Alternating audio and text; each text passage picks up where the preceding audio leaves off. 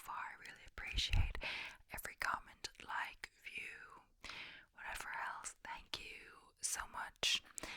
And the other thing is the request I had for the ear exam.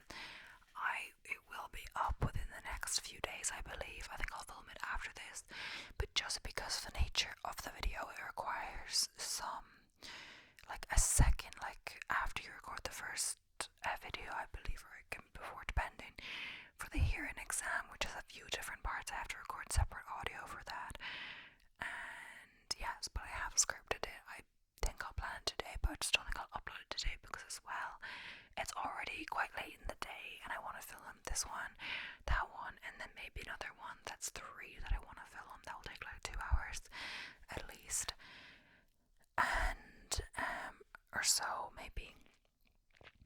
And then I have to edit the one of the day, so I don't want to edit that one very late or rush it, whatever. So I might just edit this one that I'm doing right now today and upload it, because it's one of my most popular videos, and I also have a few pre-filmed ones I can upload. But your request has been heard, and I'm doing it. It just took me a while. I had to like research and use other ASMR artists' roleplay as inspo and write the script from scratch. It's not as long as the other script that I did with the travel agent, so it could be shorter, but depending, who knows. Also, I don't have like a very realistic costume for it, so sorry about that. But anyway, aside from that, today's video is one of my most popular kinds of video, a true crime video. It won't be as long as my previous one, which was quite long. It was over an hour, the Vanishing Triangle. But thank you so much for all the support on that. That one did really well, and thank you for the person who requested it. Also, if you have any requests for a true crime or any other kind of video, please let me know. For the true crime, I've already started planning another one, but we'll see how it goes. And but for the one after that, or if I might do it before the one I'm currently doing, who knows. But yeah, we'll let it remain a surprise what the next one is. But for now, this one is kind of recent. I thought it might be good to do, and I didn't see a lot of people do it. I saw a few people do it, but it's quite recent. And I don't know, true crime, I guess it tends to be more murder and like kidnapping and stuff, but like not all of them need to be that, of course. So this one, and even my next one, is different as well, but it's not like calm, there's still like horrible crimes, but anyway. So this is about Ruby Franke and the child abuse claims, and she and her business partner Jodi, Hildebrandt, I believe. And if I say any names wrong, sorry about that. You think Frank, you wouldn't think you pronounce it with that, like Frankie. You think there'd be an I for that, but I did hear online people pronounce it Frankie, like news reporters and stuff. So that's how I will pronounce it. From the 8 Passengers YouTube channel, she originally had that. So it's 8 passengers, I believe, because she has 6 children, and then her husband and her equals 8 people. So I'm not sure what the passengers really mean, but anyway, she was recently arrested and charged with 6 counts of child abuse, and I believe so was her business partner, and I believe that the 6 counts are 3 for each child that was found malnourished, 2 of them in particular, but not for the other children, not like 6, 1 for each child or anything, because even then, I believe, at least her oldest, Shari, I believe her name is, wasn't living at home at the time. She's 20 years old. I'm not sure about the next one, what age she is, or he. I don't know much about them. I did not follow them. I'm not really a family vlogger follow type of person, but I have watched Family Fizz and the various channels, like all the girls, or the older, at least not the babies, because they have 2 quite young children now that were born in close proximity to each other, Koa and Karma, I believe. And then Mia and Sienna are a little bit older. Mia is 18 now, and Sienna is just turned 12, I believe. So I have watched them, and they also have their own channels. Like Mia has her own channel, which is over 1 million subscribers, and Sienna and Mia have a channel together, I believe. So quite a lot going on. But yeah, anyway, I'm gonna start, and I'll be looking down as usual, reading my a woman who sprang to fame giving controversial parenting advice has been charged with 6 counts of child abuse. What happened to Ruby Franke and her family? On a late August morning in Utah, a 12-year-old boy covered in open wounds knocked at a neighbor's house asking for food and water. He had escaped from a nearby home moments before by climbing out a window and running away, duct tape still on his ankles.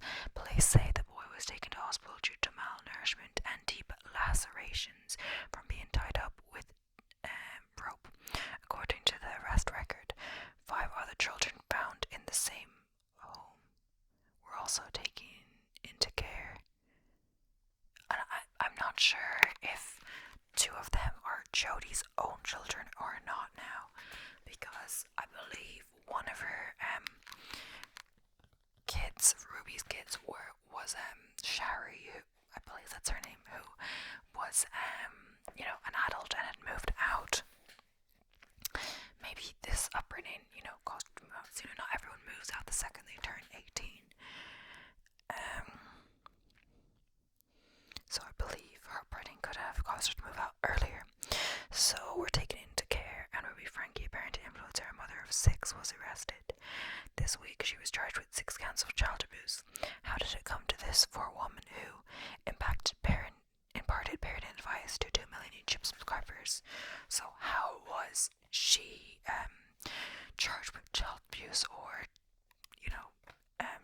abused her children? How did she become a role model kind of parent giving parenting advice? So big breakthrough and black backlash for some. The arrest was no surprise given the hundreds of videos over a number of years that had sparked criticism of her parenting style. Miss Franke was behind the 8 Passengers YouTube channel, which launched in 2015 during a boom in popularity for an array of family vlogging channels, a genre in their own right, that were making money on the platform. A year later, her videos had gained tens of thousands of views. She told local news at the time that filming herself with her family helped her live in the present and enjoy the kids. The videos she edited were a window into her life, showing a typical Mormon spirit family home. Schooling, cooking, eating, and chatting away together. But some moments raised eyebrows, and I'm not sure if they were homeschooled or not. Perhaps. In one video, she could be seen telling her sons they would lose the privilege to eat dinner if they continued play fighting. In others, she said that her 6-year-old needed to go hungry after forgetting to take her lunch to school. And this is a quote that she said, "Hopefully nobody gives her food and nobody steps in and gives her lunch, because then she's not going to learn," she told the camera. They had been trying to teach their children to live responsibly and as masters of themselves, her husband Kevin Franke said after the incident. So yeah, I believe I saw a TikTok with this incident. It must have been taken down from the original page, but I think it was reposted, someone saved it or something, or it could have been the original one. I'm not sure if their TikTok accounts and stuff were taken down as well. But she, in the video, and she posted this, you gotta know she posted this stuff, so she was getting criticism online from the stuff she posted, but she willingly posted this, she was saying, and bear in mind, I think her daughter was 6 at the time, 6 years old, I believe, and I think it was Eve.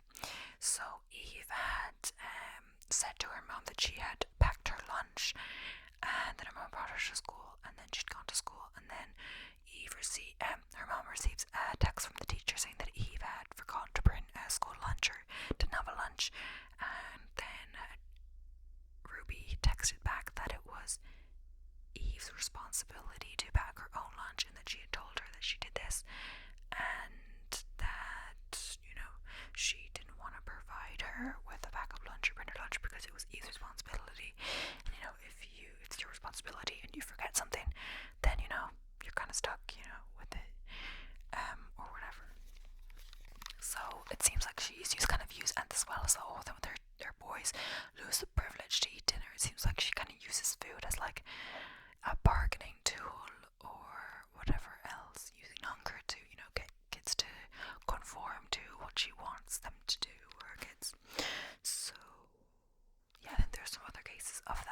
as well, and in the video as well, later on we'll discuss some other things that happened, or that punishments that were questionable, or for such young kids, just in general, that could be viewed as child abuse.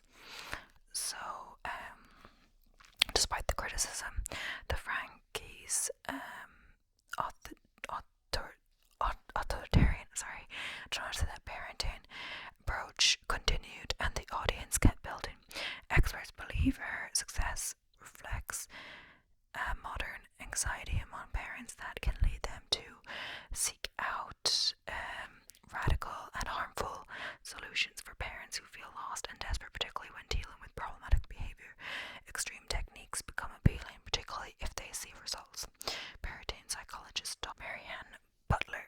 Marianne Baker, I believe I'm pronouncing that first name right, told the BBC the success of family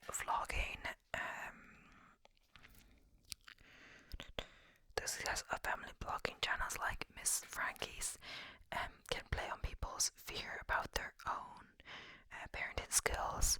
Child development specialist Dr.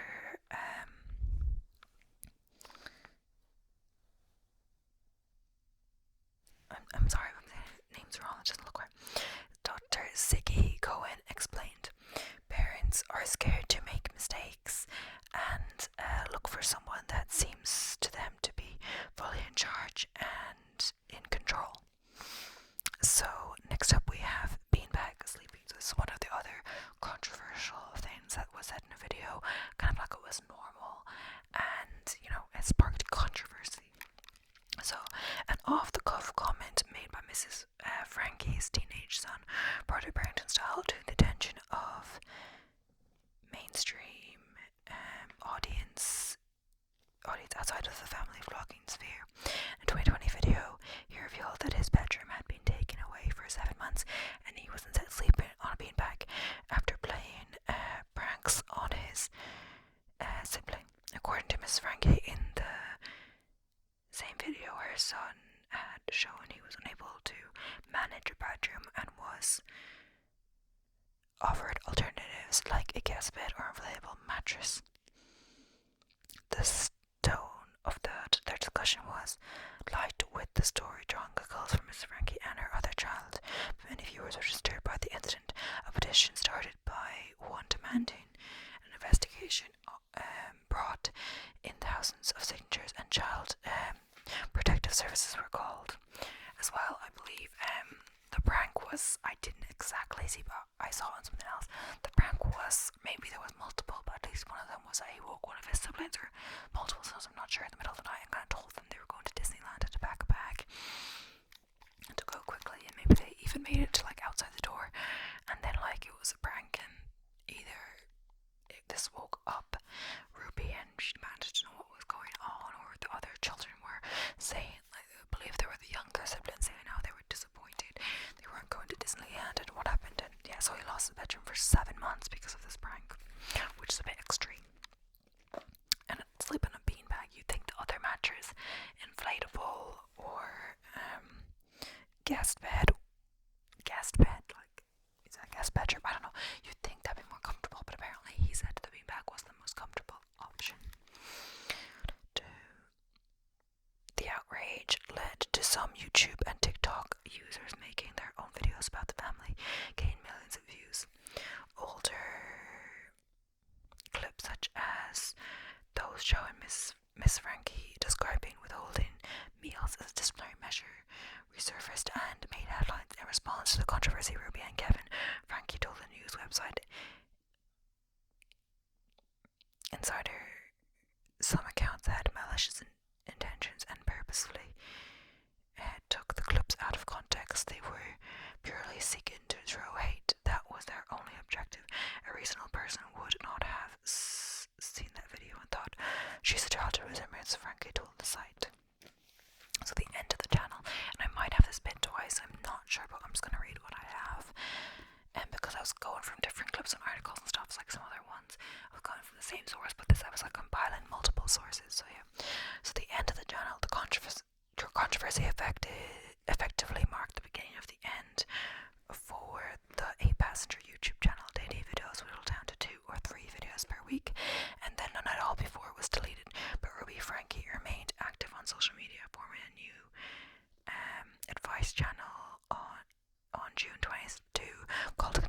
ConneXions with business partner and counsellor Jodi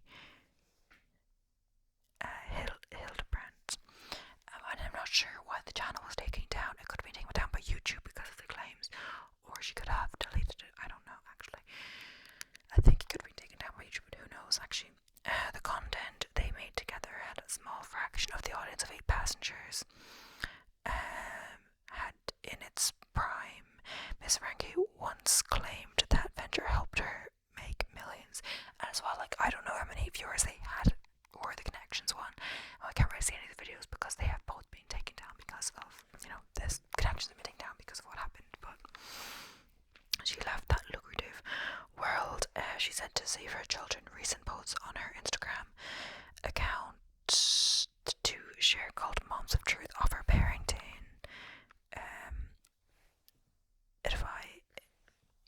parenting guidance, urging followers to avoid coping strategies to distract from the pain and discomfort of reality. I think it's this reality and then common truth, I'm not sure. It is not clear what this reality or truth looks like, but the coping strategies they list include social media, exercise, and socializing. So, Lawn rode ahead on the 30th of August. The 2 women were arrested after Mrs. Franke's malnourished son made his escape. Days later, they were charged with 6 counts of child abuse. Justice being served, her eldest daughter wrote on Instagram, charming she had been trying to raise concern about her estranged family with the police and child protection for years. Mrs. Franke arrest needed to happen, her sister wrote in a joint statement saying, I'm not sure, saying they had previously kept quiet for the sake of the children involved. Neither Mrs. Franke nor Ms. Hildebrandt has responded to the BBC's request for comment. The law firm representing Mrs. Franke told the BBC that they would not make a statement. Kevin Franke's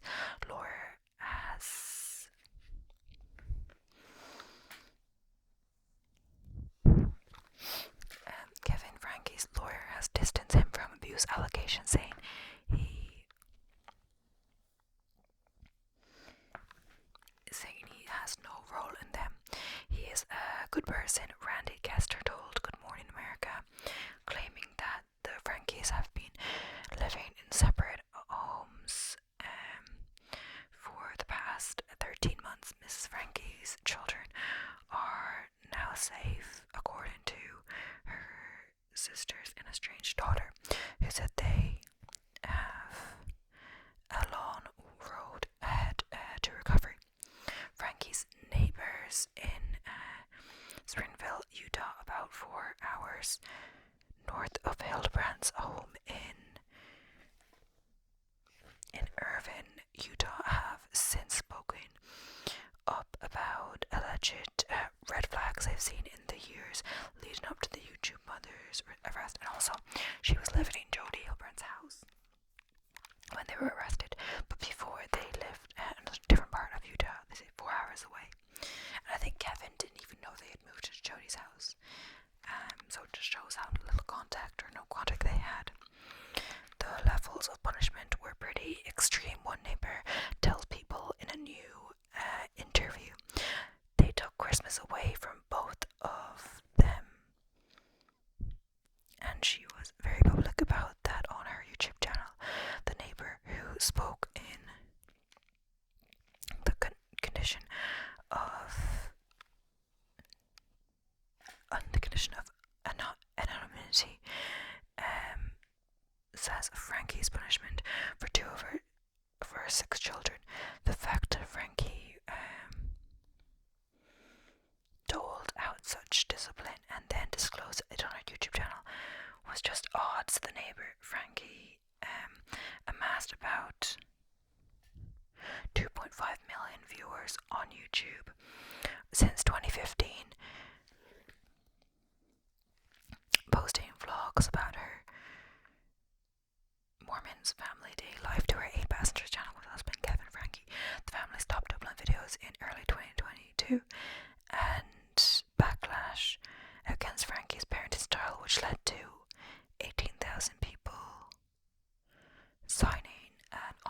petition asking CPS services to investigate the parents and check on their kids.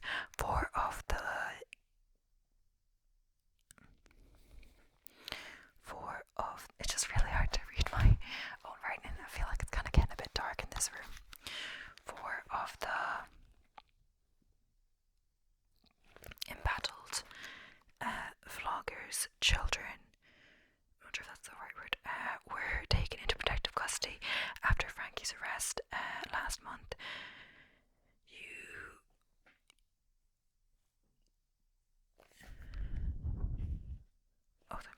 While her 2 oldest children no longer live at the family home. So if they don't live at the family home, I guess the 6 children were as well 2 of Jodi's children, but she only has 2 children, I believe. In the days after Franke's arrest, her 3 sisters also spoke out against her, while neighbours told people they were shocked by the alleged level of abuse the mother was putting her children through in recent months. Police have described Franke's 2 youngest children as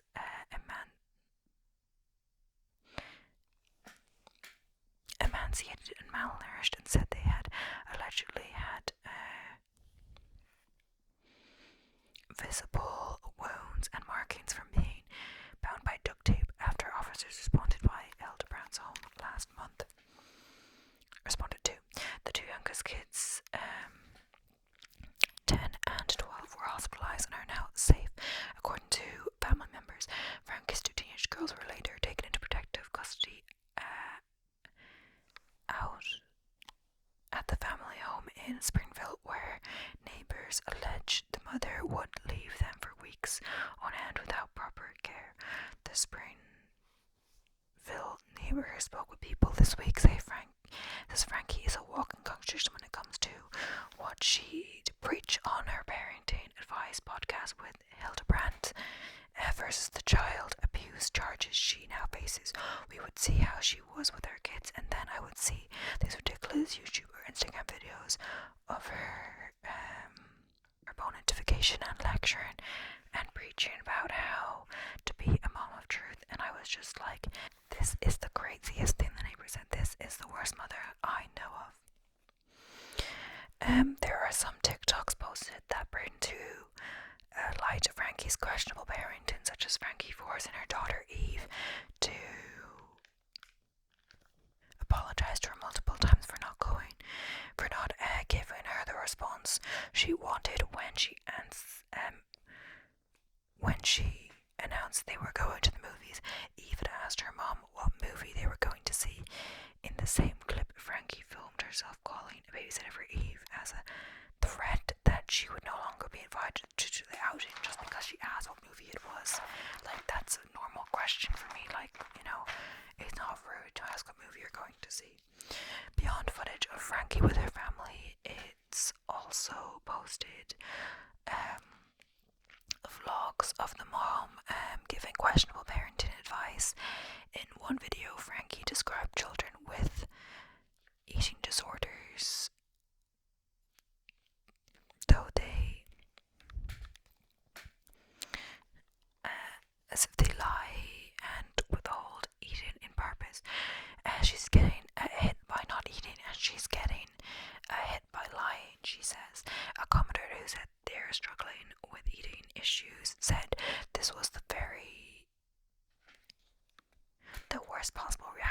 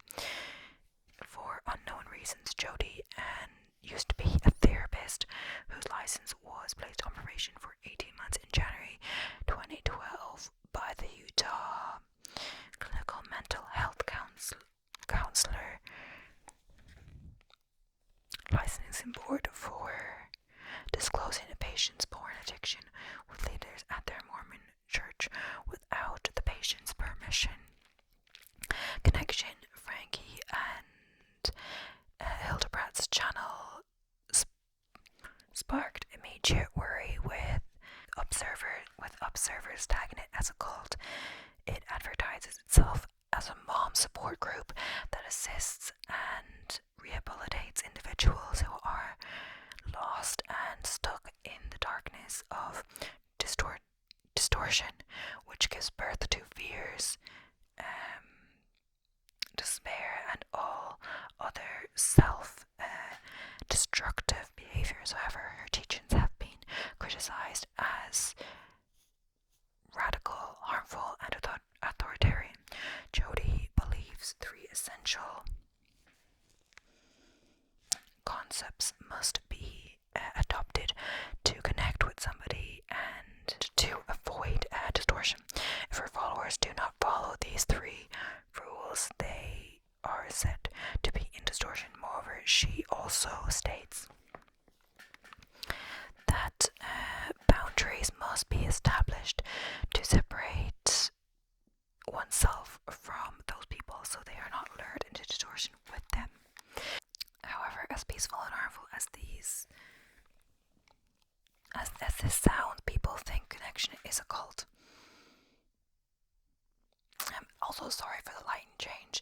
If there is any, what I did is I actually had to turn on the light and I lowered the ISO because I was having trouble reading this. I think it's just my writing at this stage, but it's kind of getting a bit dark in here and I'm trouble reading it and I want to get through it. They even reviewed the organization on its official website. Someone named Anna Marie wrote 6 months ago that I wouldn't trust this company. They use brainwashing tactics to manipulate you. They intentionally make you feel bad about yourself and use slander. Please stay away from the company at all costs. They are a scam. On the other hand, someone named Vincent thinks it's a cult. They wrote a month ago that they will ruin your family through mind control. They don't want you to think for yourself and critically think. They want to shelter you. They're an actual cult. They also assaulted me, so I'm suing, and I have no clue about the validity of that claim or what happened there, but yeah. From Reddit, ConneXions impose insane rules in the Frankies from day one, and that's just kind of a Reddit post. I also went to Reddit. There's a whole Reddit thread about Ruby Franke and everything. So this is someone writing their opinion kind of about ConneXions and how Jodi influenced them and how Ruby Franke wasn't as bad before ConneXions or whatever else. So the second Ruby joined ConneXions as a mentor or whatever she called herself, and Moms of Truth was born. Remember her banning the children from after school activities almost overnight. JNA, which I looked up as Julie and Abby, used to dance, play tennis and do music or play music.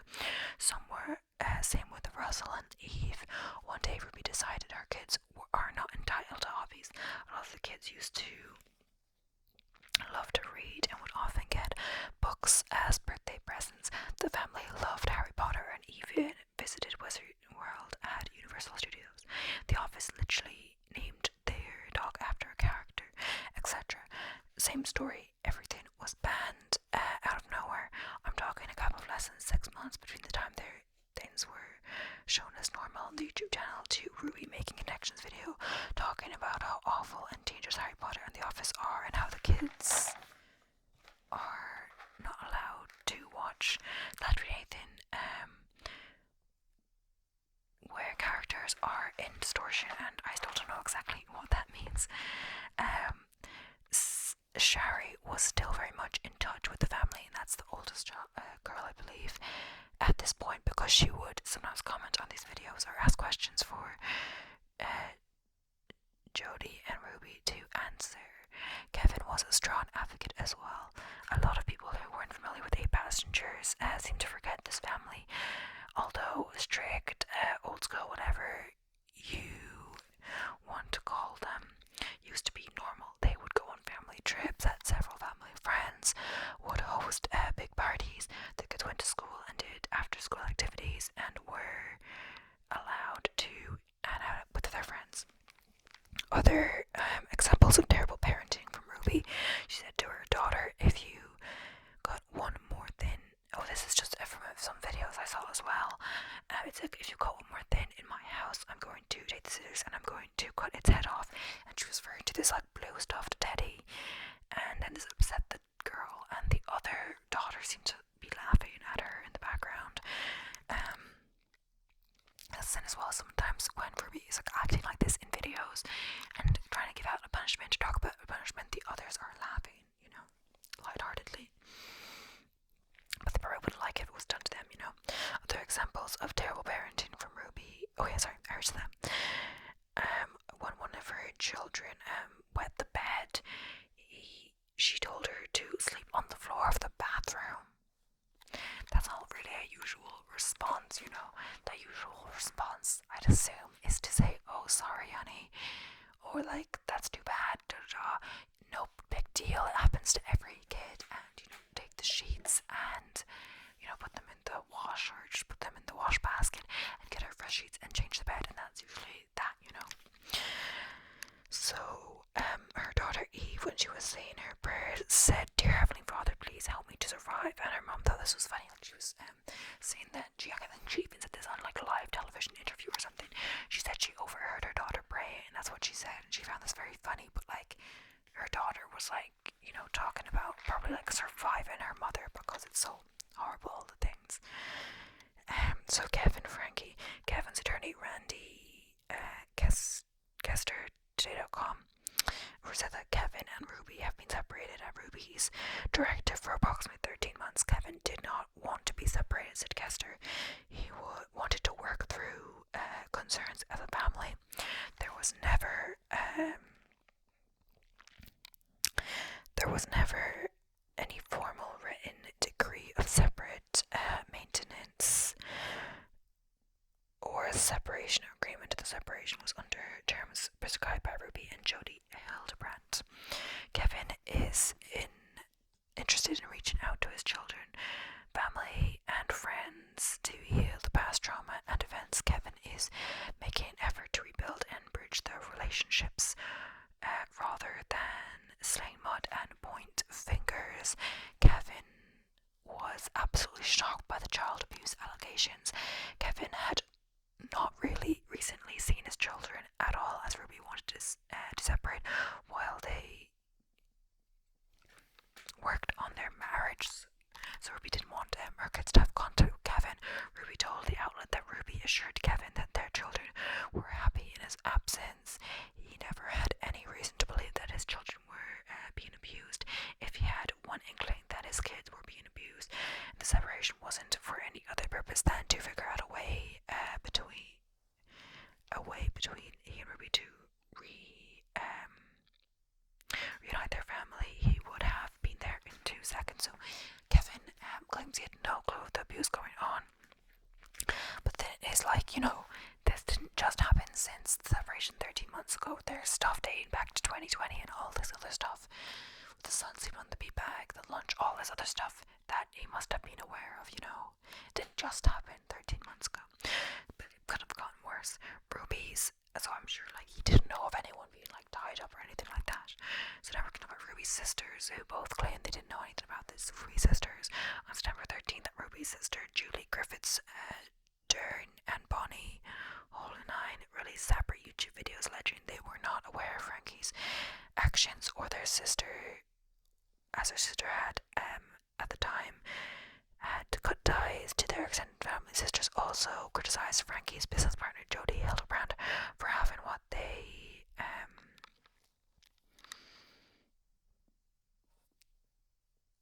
said was a negative influence on the family. Also, the other thing was that also, sorry for the lightness difference, I already said. The other thing was that they actually both have pretty famous YouTube channels. One, I don't know how to say their names properly, but the one with the H hole in line or whatever, she has over 2 million, I believe, or a million, a lot of subscribers, and the other woman has 200,000, I believe.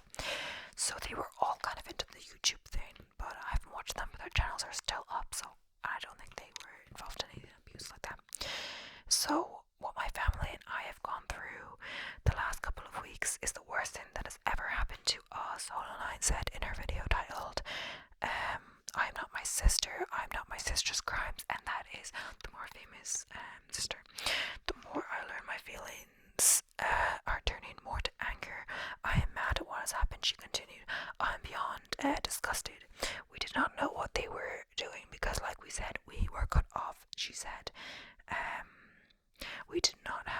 access to anyone. Online referred to Ruby and her husband Kevin, Franke, and Hildebrandt. Now deleted YouTube channels ConneXions, on which she and Ruby Franke would appear to give parent advice as bullcrap and a complete indoctrination of this thing that they created. I don't agree with how extreme they are on everything. I know they were weird. I knew they were off. Those are the things that we kept quiet about, because what I was going to say said online. I was not going to come out and publicly say that I don't like my sister, I don't like what she's doing, and I think she's weird. This is what we kept quiet about. It wasn't until about a year ago, said online, where the extended family reconnected with Franke's eldest daughter and learned more about how their nieces and nephews lived. Online addressed people who accused her family of not doing more to help Franke's children.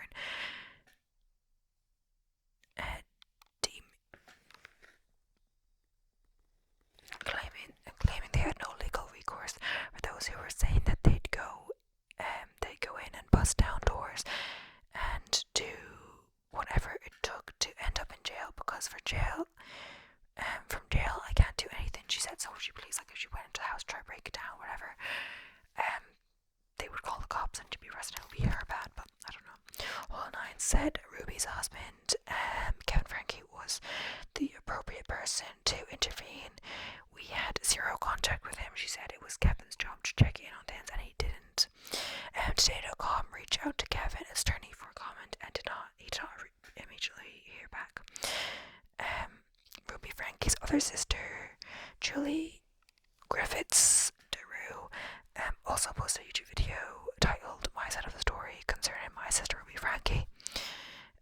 DeRue explained that she believes Franke's family was functioning until 3 years ago when they entered counselling. She said that ConneXions was not a great resource. Something in her opinion, we all felt weird about it. This Jodi lady, we weren't comfortable with it. We didn't like the teachings Ruby's whispering to the family functions, said Drew. We were this close. She must have been, like, giving some hand signal to say to Ruby, if you come to our family events, we do not want to hear what you were learning through ConneXions, because we don't like it. According to the ConneXions website, the service offers paid courses to help treat those lost and stranded in the darkness of distortions, which addictions, fear, sadness, and all other self-destructive behaviors derive from. Drew said her sister soon cut her off their family and wouldn't return her text messages or emails. We are in complete shock still as to what she had done, and said Drew, I had no idea what was happening.